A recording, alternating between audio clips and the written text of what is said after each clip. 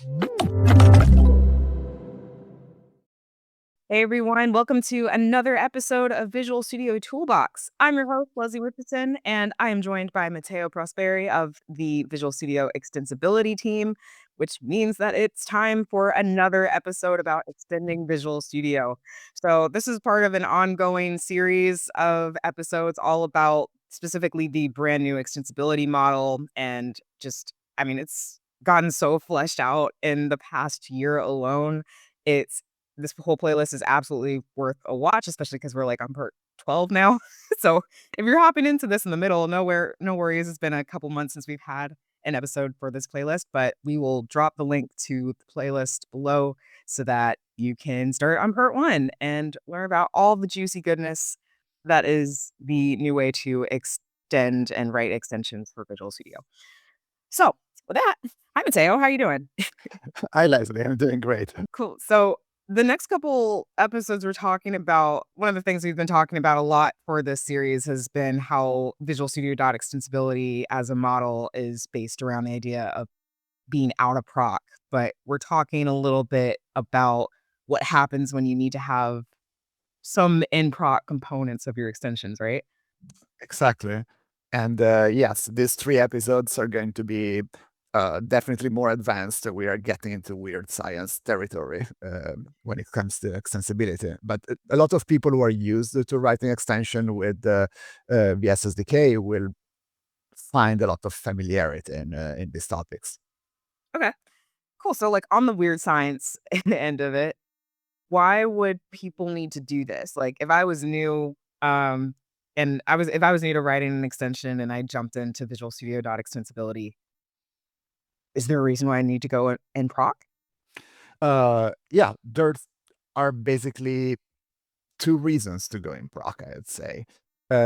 One is Visual Studio Extensibility is this more modern, simpler to use set of APIs that are highly curated. So we really try to get them right. We try to make them intuitive. But that also means that we are not going after every single API in the Visual Studio SDK and try to get the Visual Studio Extensibility equivalent of it.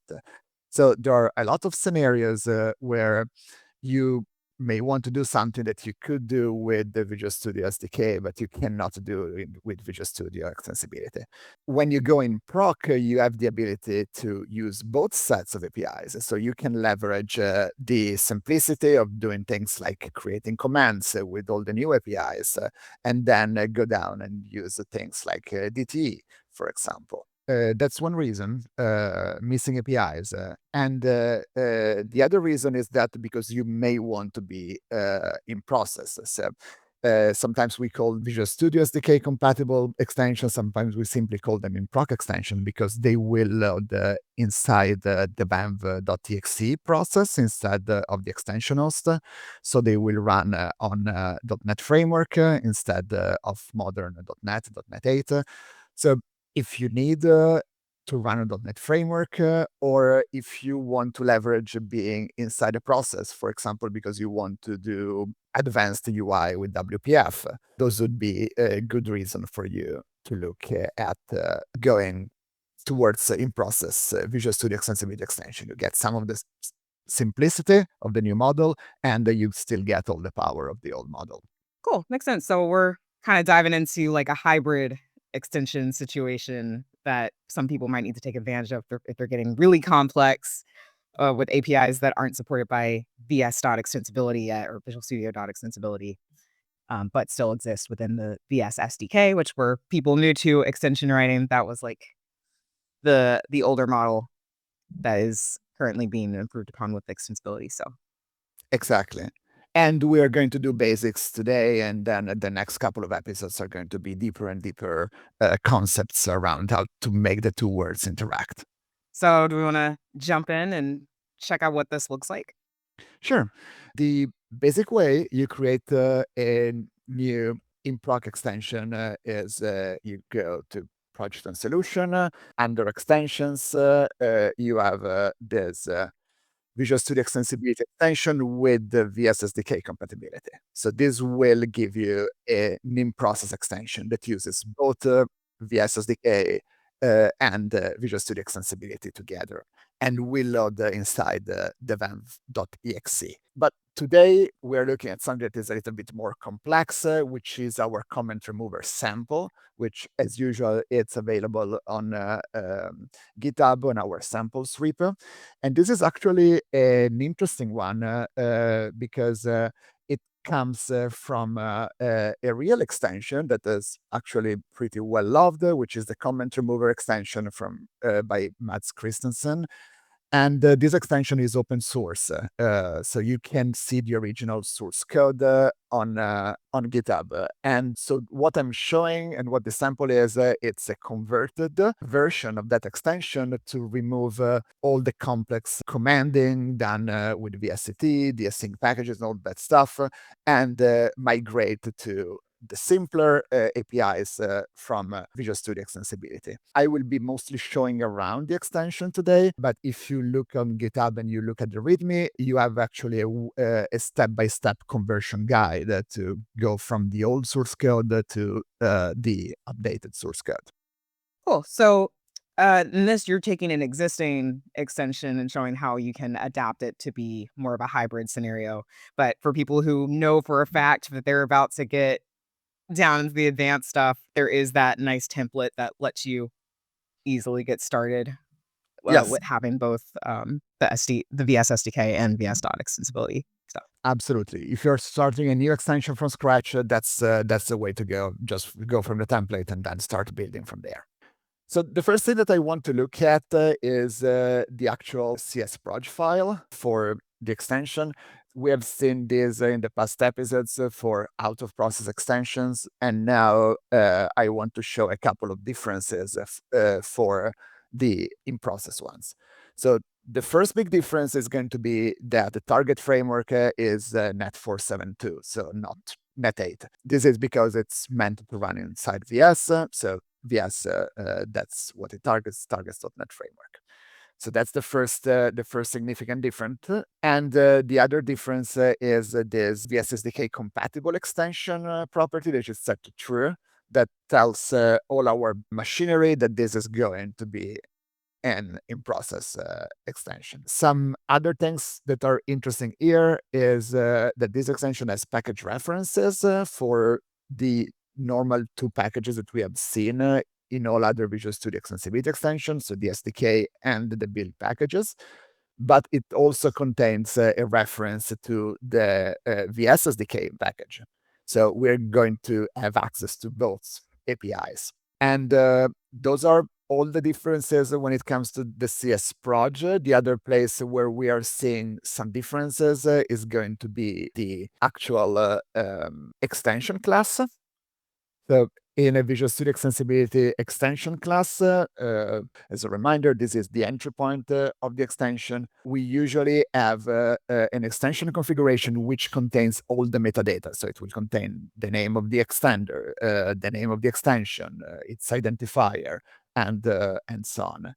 For in-process extension, we only have this requiring process hosting equal true, which is basically another way to say this is an in-proc extension. If you get it wrong and you don't set this, but you set the VSSDK compatible extension to true or vice versa, you are going to get a build error saying these two configurations need to be coherent with each other. I'm assuming the template already kind of has that stuff set up for Yes, you, right? Yeah. the template takes care of everything, gives you something that you can justify the bug, and it will work. It will bring in a command that's a good sample to know to start doing a command and to put you on the right track. So this is more, if you watch the previous episodes, these are the differences that you are going to encounter. And these are very few differences. Everything else is still the same. Everything else, you can still use the same APIs. So all that you've seen about commands, about user prompts, notifications, and so on, it all still work. I said that we don't have the extension metadata, like the extension ID and the extender name and so on. The reason we don't have them here is that in-process extension have a v6 manifest file. The v6 manifest file is the file that Visual Studio SDK extensions have, and that describes all the metadata about the extension, like this is the comment remover. It has this unique identifier. We are working on version 1.3 of this extension, and this targets Visual Studio 2022.14. All this information, they are in the v6 manifest. The reason why in-proc Visual Studio Extensibility extension still have a v6 manifest instead of the v6 manifest being generated automatically from you, for you, is that we want to allow all the flexibility and all the power that an extender has when they can go and define, for example, their prerequisites or their components or math components and so on. You can go and do all the things that you know how to do. If you're an advanced user, you can still do them here. The file is available to you. And the only real difference is that the extension is now marked as a compatible extension that has both VS SDK and Visual Studio Extensibility. Again, giving you that advanced fine-grained control over all of this versus in the new model, if you really just care about like the bread and butter of the contents that make its way into the manifest, then you don't have to worry about the XML for days. Yeah, exactly. So definitely this flavor is more about power and control, while still using the new simpler APIs compared to an auto process extension. It's really trying to guide you and take you by the hand and make it easy for you. So we can have a look at some of the code. This is basically Mads code from the original extension converted to the new Word. And what we have decided is we're going to keep all the machinery of this extension the same. So we are still using DTE. We're still going to use the same services like the buffer tag aggregator factory service and so on. We are going to drop the VST and the old commands that are very cumbersome to write and easy to get wrong, and we're going to move them to the new Word. So this is a converted command that removes region comments from the old extension, and this is migrated to be a modern Visual Studio Extensibility command. We can see a couple of interesting things in here. First of all, there are these new concepts that are the async service provider injection. This is the way we're getting DTE. And the math injection, this is the way we get these two math services. Quick refresher, DTE, that's something that shows up in the VS SDK a lot. Did we ever, I don't remember if we ever talked about that, just look as a quick refresher. Yeah, that's a pretty old API that's been in Visual Studio SDK forever and gives you access to a lot of Visual Studio feature. And in this sample, we're mostly using it to do document editing. But I really wanted to stay away from how Mads extension works and how all these APIs are interacted with. That's very much unchanged for this sample. So this is one-to-one port of the old extension. All the logic stays the same. All the service usage stay the same. What changes is how we are getting these services. Makes sense.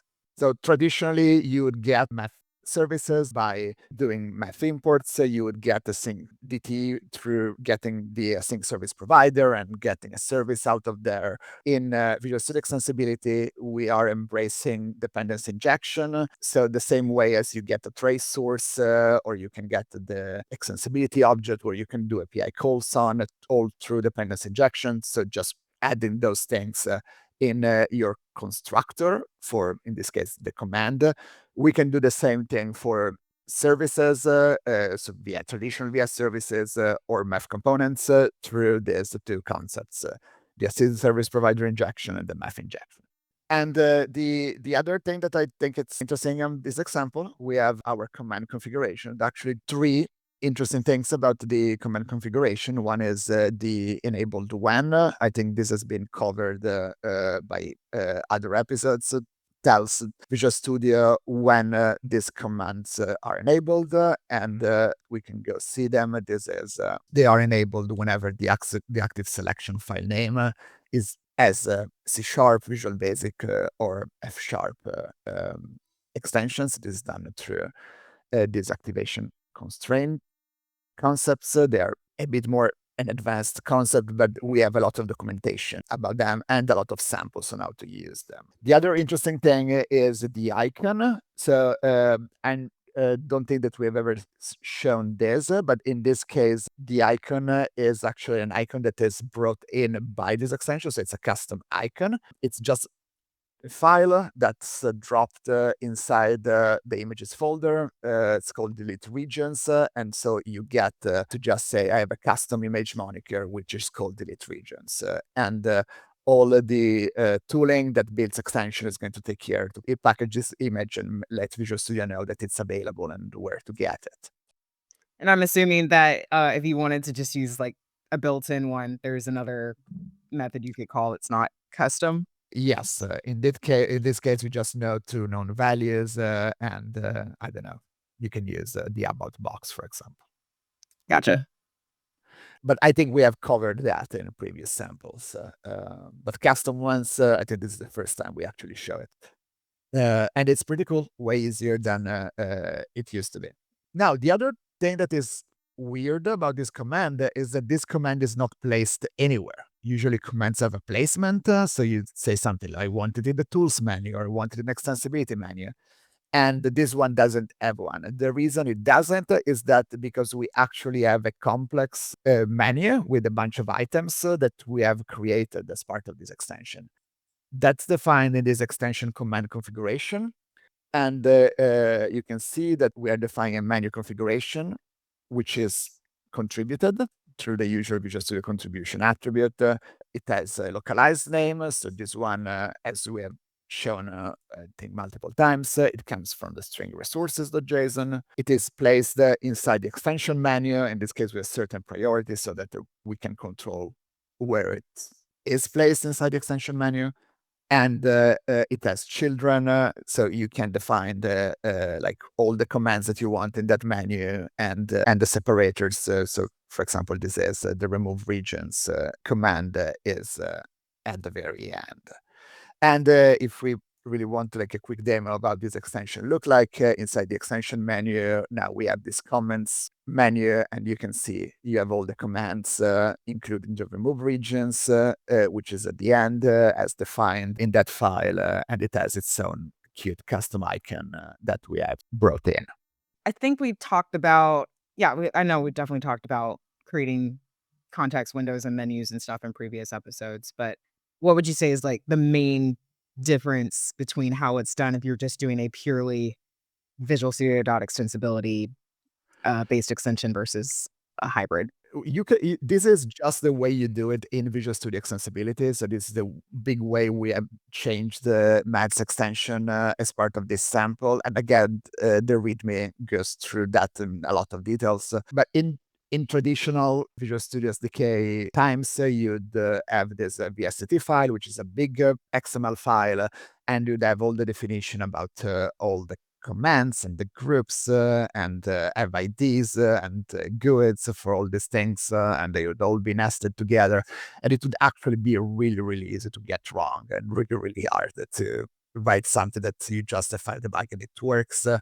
And this is the way you do it for Visual Studio Extensibility extensions, either the out-of-proc ones that we have seen in the past 11 episodes, or this one, these in-proc extensions. It's exactly the same. You either do it in here and you set placements for the command, or you can build complex menus through contributing a menu configuration like this. Yeah, anything else regarding, like, what all else you can do when you have an extension that's in-proc compatible? I'd say again, the big thing is you can use all the VS SDK functionalities, which is what we're showing here. For example, you can see in here, there's going to be commands that use the traditional WPF text view and then the text buffer and so on. So using all these traditional APIs. So that's a big thing for sure. The other thing that is very significant that we'll see in the next episode, using real WPF. We have seen in the new APIs to create tool windows and modal dialogues that use remote UI. And remote UI is kind of cool. You can use it from outside of VS and still show the user interface as native WPF interface in VS, but it has limitations because it is running out of process in the extension host.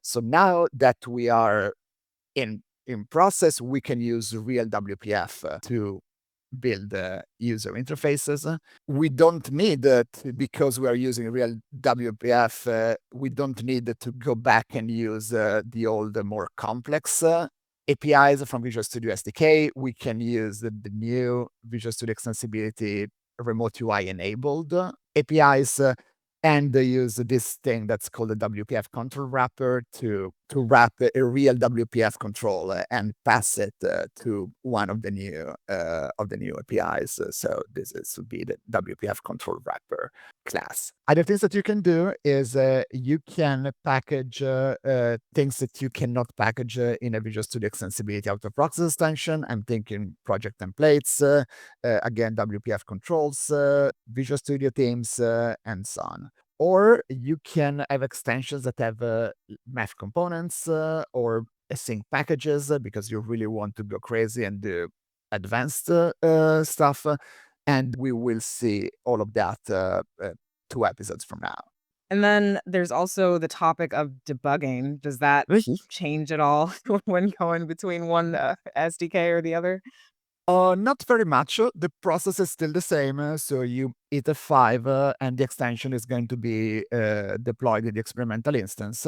The difference is that when you write an extension that is either a VS SDK extension or an in-proc Visual Studio Extensibility extension like this one, the debugger will attach to the vam.exe. When you are debugging a Visual Studio Extensibility out of process extension, the debugger will attach to the extension host process. But in terms of putting breakpoints or deploying to the experimental instance, they will both work the same. Spoiler alert, if you manage to write an extension that has both in-proc and out-of-proc components, which is something that we'll see in the next episode, the debugger will attach to both. So you will be able to put breakpoints across code that runs in the 2 projects. So that makes things a lot easier, not having to remember what part is the in-proc part and what's the out-of-proc part when you're debugging of all things, so Yeah, it can get somewhat complicated pretty fast. yeah. Whatever streamlining we can do for that, that's always awesome. Cool, well, I feel like at the end of the day, this is a great option, I think as you mentioned at the start, for people who are super familiar with that VS SDK, like, there are people like Mads and other people out there who've written extensions for a while under that old model, and it's kind of like a nice transition into, some of the newer concepts and API, either updates or introductions and things as well. Yeah, absolutely. Next part, it sounds like we are gonna talk more about what happens when we aren't just doing an in-proc based extension, but doing one that consists of in-proc components and out-of-proc components. So, yeah, that's where Yes. things are gonna start to get complicated, yeah. Yeah, we're going to mix and match. So there's going to be some MS Build magic and all those things.